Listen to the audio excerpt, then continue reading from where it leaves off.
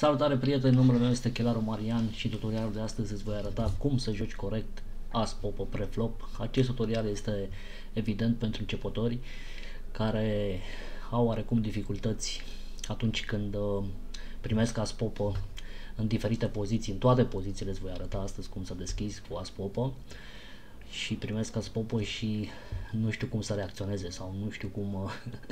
Sunt mulți dintre ei care spun că urăsc cartea asta As Popo, mereu pierd cu ea și haide să vedem ce faci greșit.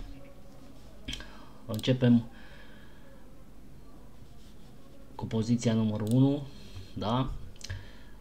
Deci, cred că ești familiarizat cu pozițiile din nou limitări să Hold'em, din poker, da?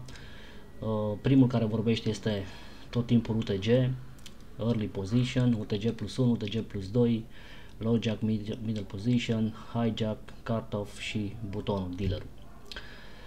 Da?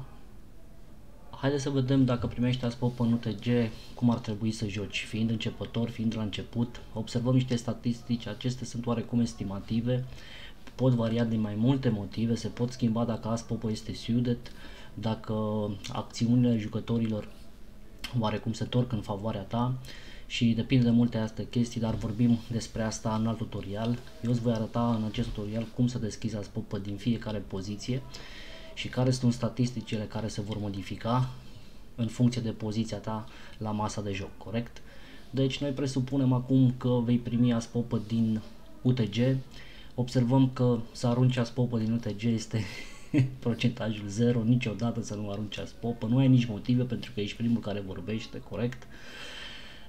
Și atunci call, să dai call cu As Popo ai un procentaj doar de 5%, se numește acel limping, da? Când vrei să limpezi, se practică cu As Popo limping-ul la cash game, însă într-un turneu observăm că 95% din mâinile care vei primi As Popo off-suited din UTG ești obligat să faci raise, corect?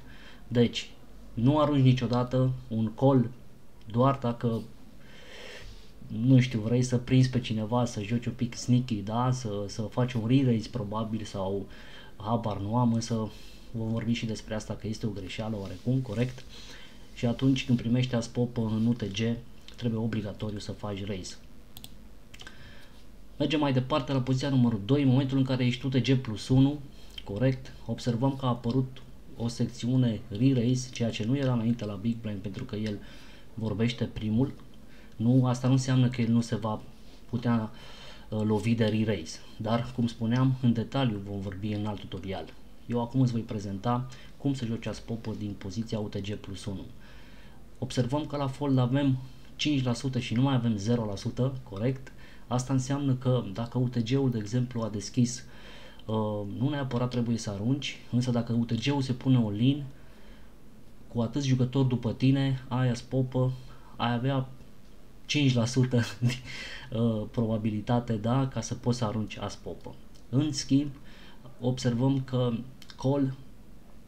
call-ul rămâne valabil în momentul în care UTG-ul deja a deschis și tu nu te simți confortabil și atunci vei dori să dai doar un call, iar raise trebuie să faci dacă nu s-a făcut acțiune la tine, evident, dacă UTG-ul a aruncat și tu ești primul care vorbește, atunci ești obligat să faci raise. Și re-raise în momentul în care, de exemplu, ai deschis, ai făcut un raise, un bet, dar tot un raise înseamnă, atunci observăm că apare secțiunea de re-raise unde ai putea, de exemplu, să pui la încercare sau presiune pe jucătorul care ți-a făcut re-raise, să faci și tu cu As Popo. As Popo, o carte foarte puternică într-adevăr, și atunci îți convine oarecum să faci un re-raise, dar doar 15% din timp, corect? Până acolo ai putea să joci cu call. Aceste secțiuni să știți că sunt în perechi, da? De exemplu, în momentul în care UTG-ul nu are acțiune, atunci vei face doar raise sau call. În momentul în care UTG-ul are acțiune, atunci vei face fold, call sau raise sau re-raise, deci le ai pe toate 4, corect? În momentul în care tu deschizi și să presupunem că dealerul îți face raise și Big Blind îți plătește, atunci vei avea 20% din procentaj să dai call, 5% evident să arunci și 15% să faci re-raise. Cum observăm că call-ul are 20% procentaj mai mare decât re-raise, atunci ție îți convine, după două acțiuni după tine, să dai doar call. Da? Deci, pe termen lung, vei observa că azi popă jucat astfel din poziția următoare, cu siguranță îți va salva bani. Mergem mai departe, observăm din UTG plus 2, în momentul în care te afli în poziția UTG plus 2 și nu ai primit nicio acțiune până la tine, raise-ul rămâne într-adevăr prioritar, să-i spunem așa, 45% din timp trebuie să faci raise cu as popă. Call-ul a crescut de la 25% la 30% pentru că deja doi jucători, asta se aplică doar când UTG1 și UTG s-au aruncat, corect? Și atunci ai tu în această poziție ai mai multă informație decât avea UTG-ul. El nu avea informație despre niciun jucător. Tu deja ai informație că cei doi nu au nimic, da? Și cu toate astea te vei aștepta ca cineva care va fi după tine, da? Cei 6 jucători să poată să aibă o pereche de dame și să-ți facă un re-raise, da? Sau chiar așii, sau valeții, sau un as damă, sau un as popă suited, de ce nu? Care este oarecum mai puternic ca un as popă off-suited, corect?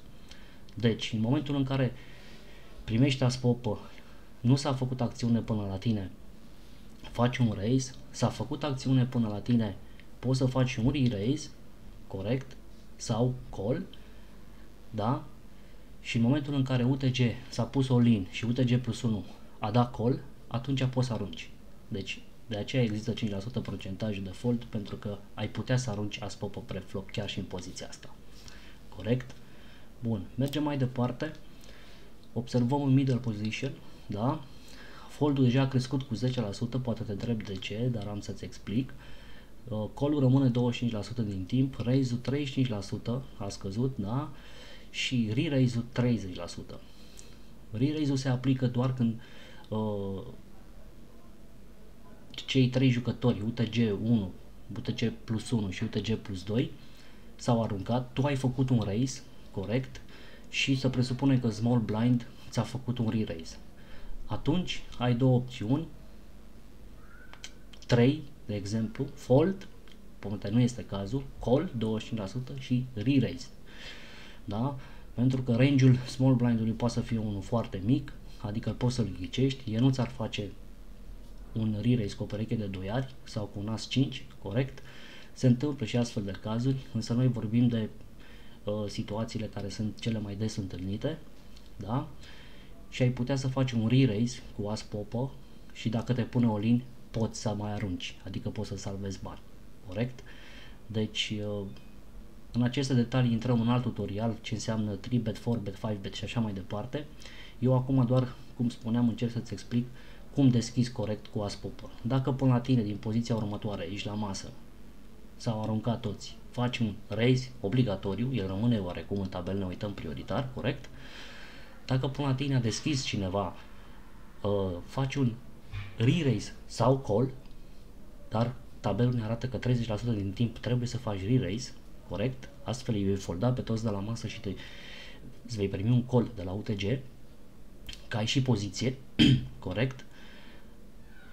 Și în momentul în care, de exemplu, după tine nu a fost acțiune și tu ești cel care deschide și dealerul button îți face re-raise și primește și de la big blind un call, atunci situația se schimbă, da? Îți rămâne varianta de fold, dar ești într-o poziție oarecum bunicică. În schimb, dacă dealerul ți-a făcut, dacă button ți-a făcut re-raise, atunci poziția ta nu mai este favorabilă și vei juca doar cu call sau fold. Deci, raise și re-raise va ieși din calcul în momentul în care primești un raise din stânga ta. Pentru că as popă off-suited, deși pare o carte mega puternică, ea nu este întotdeauna, să spunem, jucabilă din poziția aceasta, corect? Cum ar fi dacă ai fi în poziția în big blind sau în dealer button, corect? Deci, prin urmare, în momentul în care ai primit as popă middle position, ai dat fold 10%, ai dat call 25%, ai făcut raise 35%, ai făcut re-raise 30%. Deci ne uităm că tabelul ne spune 35%, asta înseamnă că tot timpul trebuie să faci raise cu as popă din poziția asta. Niciodată să nu dai doar call. Mergem mai departe, ne uităm în middle position hijack, eram în low jack, corect, așa se numește, în poker. În momentul în care te afli în poziția respectivă și primești as popă, observăm că procentajul de fold se ridică, corect? Call-ul însă la fel rămâne 30%, raise-ul 35% și re-raise-ul 20%. Dacă până la tine s-au aruncat toți, trebuie obligatoriu să faci raise, corect? Dacă până la tine ai avut o acțiune, îți convine să dai call, corect? În momentul în care până la tine ai avut o acțiune, tu ai dat call și ceilalți 4 care au rămas, tu nu ai informații de la ei, fac un re-raise, atunci ai două variante, fold sau call. Nu mai ai cum să mai faci re-raise. Pentru că cineva a deschis, tu ai plătit, celălalt a făcut re-raise, altul a plătit, tu nu ai motive ca să faci re-raise. Te vei duce all-in și vei pierde. Pentru că, de exemplu, omul care a deschis în UTG ar putea să aibă un as sau o popă-damă și atunci ți-ar bloca cărțile oarecum. Și cel cu valeții care ți-a făcut re-raise duce potul până la final. Deci trebuie să iei în considerare și informațiile și acțiunile care au fost după tine, corect, dar și înaintea ta. Sunt cărțile care le ai. As și popă este un motiv de încurajare, este un motiv de încredere și atunci 80% din timp lumea deschide cu un as X, corect? Mai puțin cu perechile zecari, noari, optari. În schimb, as X și de culoare prezintă o încredere, o siguranță oarecum. Și atunci, în momentul în care tu primești as popă în poziția respectivă și ai avut o acțiune și ai avut un call și un re-raise, de exemplu, atunci fii sigur că cineva mai are un as sau o popă sau mă rog, și îți blochează oarecum cărțile tale și nu-ți convine să faci re-raise sau raise sau să te pui all-in. Niciodată. Joci doar cu call sau fold. Poți să foldezi aici, se foldează în poker, jucătorii profesioniști foldează tot timpul, nu este o rușine să te arunci, chiar este înțelept și tocmai trebuie să iei în considerare că depinde de mai mulți factori care, îți repet, că îi vom discuta în detaliu. Corect? Mergem mai departe în cut-off, o poziție super interesantă. Aici nu prea se schimbă mare lucru, însă dacă până la tine s-au aruncat toți, obligatoriu faci raise, corect? Dacă până la tine s-a luat deja acțiune, trebuie să faci re-raise, obligatoriu trebuie să faci re-raise, pentru că mai sunt doar 3 jucători și tu nu vrei să joci cu small și cu big blind sau să dai doar call la raise-ul, să spunem UTG-ul plus 2 ți-a făcut raise, tu dai doar call, aici e fold, fold și fold, corect? Și atunci te vei întâmpina cu situații în care, de exemplu, UTG-ul plus 2 care a deschis să încurajeze pe mai mulți cu mai mulți jucători și oarecum să încearcă pe flop să câștige potul acolo, de exemplu, da? De ce trebuie să faci re-raise aici? Din cauza poziției tale. Poziția ta devine din ce în ce mai puternică și contează foarte mult poziția cu as popă, da? Vei câștiga din cele mai multe ori cu as popă. Când faci re-raise, vei primi doar call și vei primi raise all-in sau re-raise cu aș, dame și popi. Nu știu dacă valeții te pun aici all-in și chiar dacă te pun, oricum e 50-50, e un flip și flipurile în poker se întâmplă în fiecare minut, adică nu este o problemă asta, corect? În momentul în care dai un call cu as popă contra valeți sau zecari, este un call corect, să zic, este un call bun, da? Când dai un call contra o pereche de popi, nu mai este un call bun, pentru că ție îți trebuiesc așii, sau măcar unul din cei 3 ași să lovești pe flop sau rana la chintă sau culoare și așa mai departe. Da? Deci poziția de aici este foarte importantă. Dacă până la tine s-a luat o acțiune, trebuie să-i faci re-raise. Mai ai foarte puțini jucători care au foarte puține șanse să aibă cărți bune datorită faptului că deja 4 dintre ei s-au aruncat, da? Însă re-raise nu faci niciodată din UTG plus 2, dacă ți-a făcut UTG plus 1, corect? Joci doar cu call și așa mai departe. Sau dacă tu deschizi din UTG plus 2 și dealerul îți face sau cartof îți face re-raise, cum spuneam acum ne punem în locul lui, corect? Atunci tu vei juca doar cu call și vei vedea pe flop cum decurge mai departe, da? Ajungem și la cea mai importantă poziție din poker. Aici o să vă explic într-un video și un tutorial un tabel să vedeți cât de puternică este poziția. În momentul în care primești as pop în buton, e ca un jackpot să-l numești, ai poziție și până la tine s-au luat aproape toate acțiunile, mai puțin small și big, care ei oarecum au investit deja în pot. În momentul în care până la tine nu a deschis nimeni, toți au aruncat, ești obligat să faci re-raise, da? Să faci raise, scuze, să faci bet, mă rog, corect? Deci niciodată nu vei juca aici cu call sau să arunci, da? Cu toate astea observăm că avem doar 5% procentaj de fold. Ai putea să arunci as pop aici din buton, din momentul în care UTG plus 1 a făcut un raise sau un bet mare, middle position a plătit și cartof s-a pus all-in. Atunci tu ai deja un jucător care a deschis, unul care a mărit și celălalt care s-a pus all-in și primești as pop în buton, evident că trebuie să arunci. Deci unul dintre cei trei te va plăti, că tu când te duci la luptă cu as pop, tu vrei call, nu vrei fold, corect? Preflop mă refer. Și atunci evident iar intervine acel factor de blocarea cărților. Dintre cei trei jucători care sunt în acțiune, cu siguranță are un as sau un popă, da? Și îți blochează oarecum cărțile și o pereche de valezi sau dame te pot bătea foarte ușor. Deci doar în condiția asta poți să arunci cartea. În rest vei juca doar cu call, raise sau re-raise. Dacă n-a aruncat nimeni, dacă n-a fost acțiune până la tine și tu deschizi cu as pop, small blind se aruncă și big blind îți face re-raise, da? Atunci joci doar cu call sau re-raise. Depinde, v-am spus, contează foarte mult stack-ul, contează timpul, contează tipul turneului și așa mai departe. Însă îți convine să joci doar cu call pentru că ai poziție.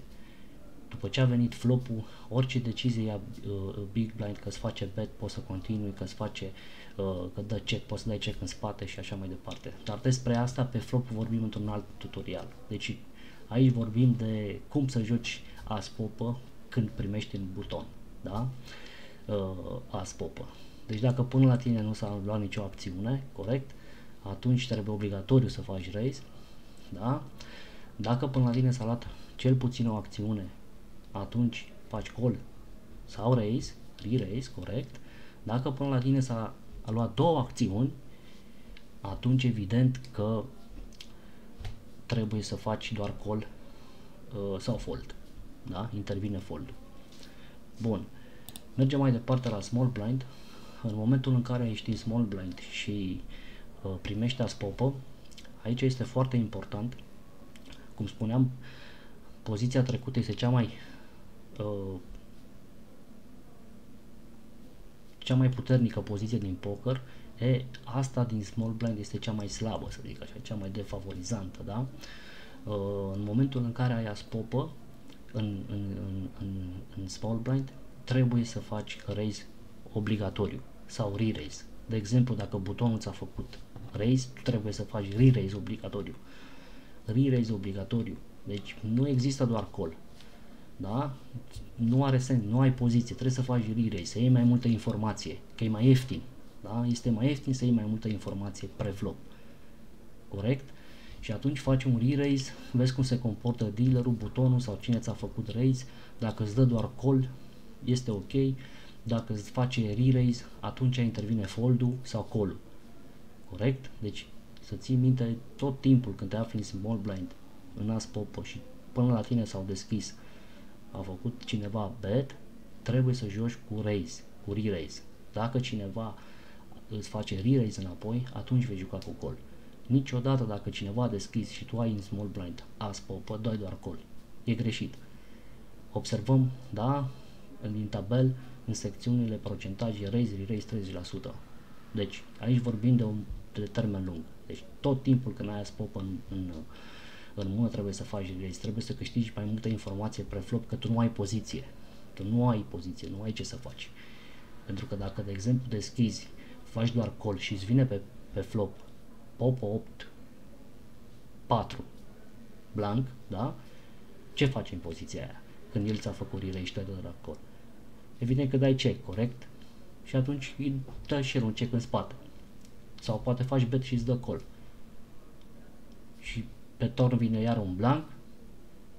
Ce te faci în poziția aia când tu faci un bet și el îți face re-raise?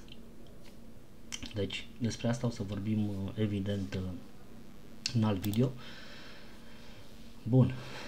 Aici am ajuns la ultima poziție. Deși e Big Blind.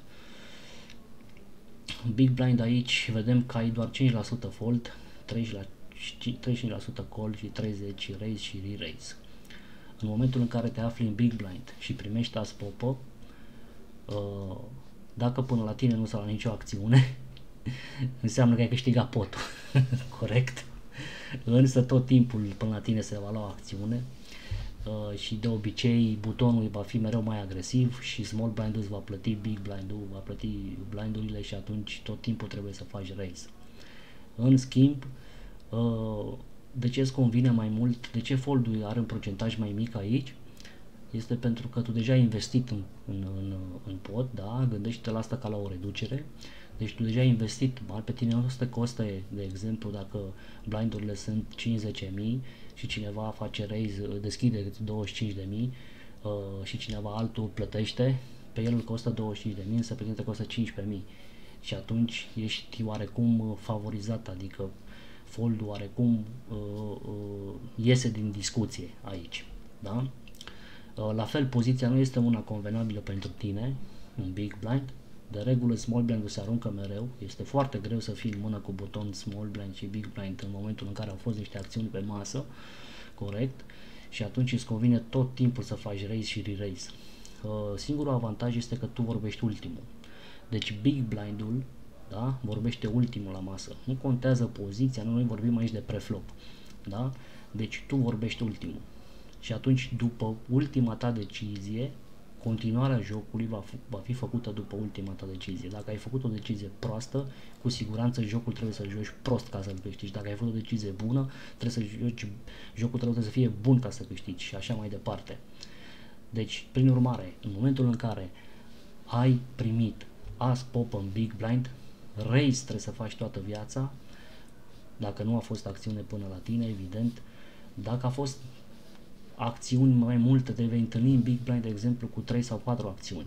UTG plus 2 deschide, cut-off plătește, button-ul plătește și small blind plătește, atunci vei avea 3 sau 4 jucători deja în acțiune, corect? Ce te faci în situația asta? După cum observăm, avem call, raise și re-raise. Deci call-ul este cel mai favorizant, da? În momentul în care sunt 3-4 jucători, îți convine să dai call.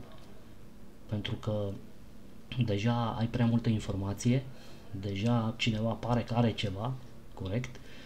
Și nu ai vreo pereche ca să-ți convine să arunci jucători, să joci 1 cu 1. Aici îți convine, din poziția care o ai și investiția mai mică, reducerea care ai primit-o din big blind, îți convine oarecum să vezi un flop doar cu un call și nu îți convine, mă refer în 3 ways, în 4 ways, în 3-4 jucători, da? În momentul în care doar dealerul doar button îți face raise, atunci trebuie obligatoriu să faci raise, sau dacă small blind îți face raise, trebuie să faci obligatoriu re-raise, corect? Și dacă el te pune all-in, atunci de asta intervine acel 5% fold. Bun, sper că ai înțeles cât de cât. Lasă-mi în comentarii părerea ta. În video care urmează am pregătit tabelul de mult așteptat și calculatorul care calculează flopurile cu care mâini să dai call, cu care mâini să dai raise sau fold, evident, niște sfaturi și greșeli care le fac începătorii. Ce să spun, pokerul nu este un joc de noroc, confuzia este că el se găsește în casino, evident, și iată de acolo concluzia asta că pokerul este un joc de noroc, dar el nu este un joc de noroc, este singurul joc dintr-un casino care se joacă contra la oameni și atunci cu mai multă informație, da? Cu acel flair care îl avem cu toții în noi, în momentul când vii să-l pui în aplicare, o să te surprindă. Bun, eu am fost Chilaru Marian, pe data viitoare, like dacă ți-a plăcut, lasă-mi în comentarii ce ai nume ai vrea să vezi. Cum am spus de la început, acest tutorial este făcut pentru începători, da? Sau pentru cei care au un pic de cunoștință în poker și vor oarecum să progreseze. Cu siguranță am pregătit și niște tutoriale cu jucându-mă live pe Stars. O să vedeți mâini interesante, o să vedeți lupte acolo cu ași la pop și așa mai departe, cash game și turnee care, jucându-le corect, o să înțelegeți că pokerul nu este un joc de noroc. Pe curând, salut!